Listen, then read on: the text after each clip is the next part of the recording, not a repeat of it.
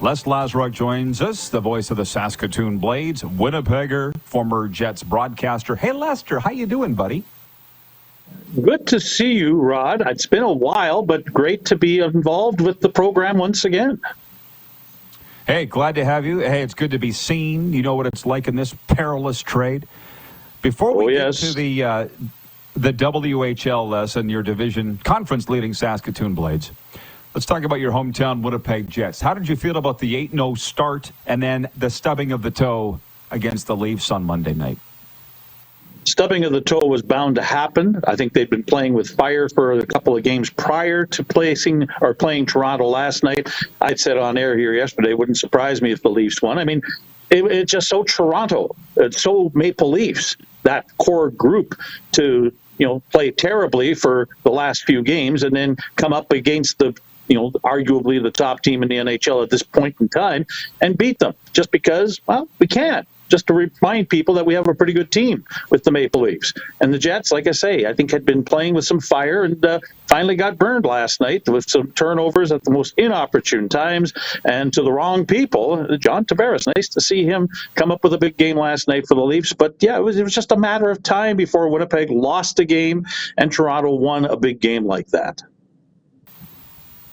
You have the historical perspective, and we have a lot of Winnipeg viewers. So let me ask you this: Is this the best? Is this the best Winnipeg Jets team of all time? 1.0 or 2.0? I don't know. It's a very good team. Might be the best 2.0 version. I don't know that it would beat 1.0. I mean, the Jets of the mid '80s led by Dale Howardchuk, and with Paul McLean and Brian Mullen and people like that, they were very good. I mean, they had over 100 points one year, and the only reason why they never won anything is they're in the same silly division as the Edmonton Oilers, who had Gretzky and Curry and Coffey and all the rest of those guys. That Jets team was a joy to watch. This one could maybe do something better than what that team did, only because they don't have to face the Oilers a number of times during the course of the regular season. They're not in the same division as they are. So as long as they can continue on, I would say that the team has a chance to go the furthest of any Winnipeg Jets team than certainly 1.0. I guess the answer to that remains to be seen. We'll see how this remains to be seen. Yeah, in my long convoluted way, which I'm prone to do. So. How about that? Yeah, well, I was entertained. Now, Saskatoon Blades. I think I talked to you last year in the playoffs. I said, is this the best Blades team ever? He ended up losing I don't need to tell you, Game 7 of the East Final against the Warriors. Here you guys are right back at it again. Talk about this season so far, if you don't mind. Okay, this is a big-time surprise. And, I mean, the voters of the CHL Top 10 take that for what it's worth. I mean, a lot of people don't like it. They think that teams get the short shrift.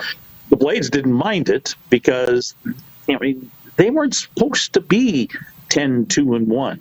I mean, they knew they had some good players coming back from last year, but they didn't have, Trevor Wong, Igor Sidorov, Fraser Minton, Easton Armstrong. I mean, 5 of their top 6 forwards from last year's team didn't return, and they didn't get Brandon Lazowski, the other person on that top 6 from last season, back until after Game 6 this year.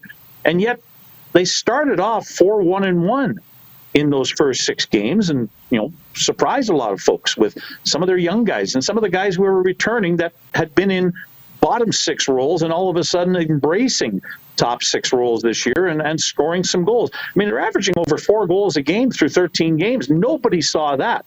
This Blades team with Evan Gardner, the Columbus Blue Jackets second-round pick from this past summer, were solid in goal. They have Tanner Molendyk, Nashville's first-round pick from 2023 on defense, along with a couple of 20-year-olds in Ben Saunderson and Graydon Seepman. The belief was, we can keep it out of our net, but who's going to score? Well, they're scoring. And it's surprising the heck out of everybody. And a lot of it has to come down to Ben Reich, a guy picked up from Victoria in a trade in the offseason, a 19-year-old from Bethune, Saskatchewan that they got from the Royals for 20-year-old Von Waterroot. And Reich, I think, already has more points than Waterroot had all of last season. And it's only 13 games in. So the Blades are doing a lot of surprising things, but now they're no longer flying under the radar. We'll see what happens on this BC road trip. And I'm sorry I had to look up who the head coach is, Dan De Silva. So clearly he's doing a great job.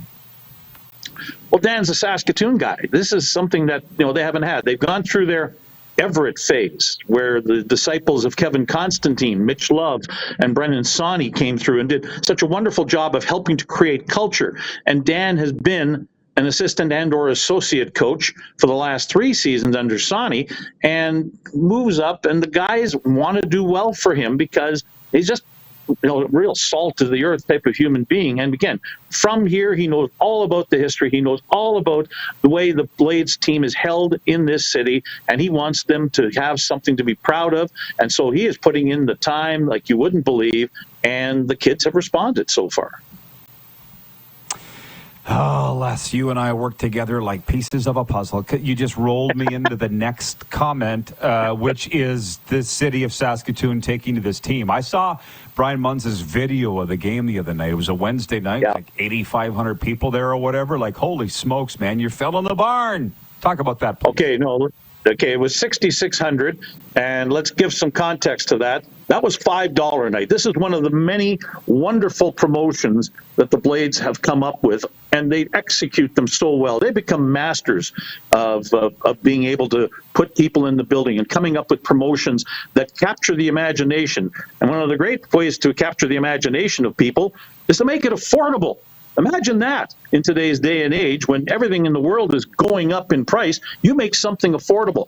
$5 tickets, $5 burgers, $5 beers all night long. And then to top it off, if they were to win that Wednesday game, which they did over the Seattle Thunderbirds, you get a free ticket for the next home game coming up on the 15th of November against the Edmonton Oil Kings. So why wouldn't you go out to SaskTel Center on a Wednesday night when you've got that type of a deal and an opportunity to get a free ticket for another game, which you ended up getting because your Blades are playing pretty darn good right now? Approved. Yeah, you get to show up and watch a good team, too. So, well, normally they would call that guaranteed win night. If the team doesn't win, you get a ticket. This is even better. I'll say this. You might have seen I spent a good time with your guy, Lorne Mulliken, last weekend in Wolseley. He's doing great, just so you know. Good. You probably know that. And can you please give me a Grey Cup pick, Les? You got one? That's kind of a mild theme of the program today. Yeah, Grey Cup pick. I'd have really loved to have said the Saskatchewan Roughriders had they beaten, or had Winnipeg not beaten Montreal back on Saturday. That whole Saturday thing is still blows me away as to how that gust of wind came up and affected Joseph Zima's punt the way it did, and then Sergio Castillo makes the field goal, and the Bombers get first place, and the Riders, okay, so that's happened. I guess we're going to finish in second. I would have said the Riders had circumstances been different, but I actually honestly think that the best team in the CFL right now is the Winnipeg Blue Bombers, and I wouldn't be surprised if the Blue Bombers won the Grey Cup.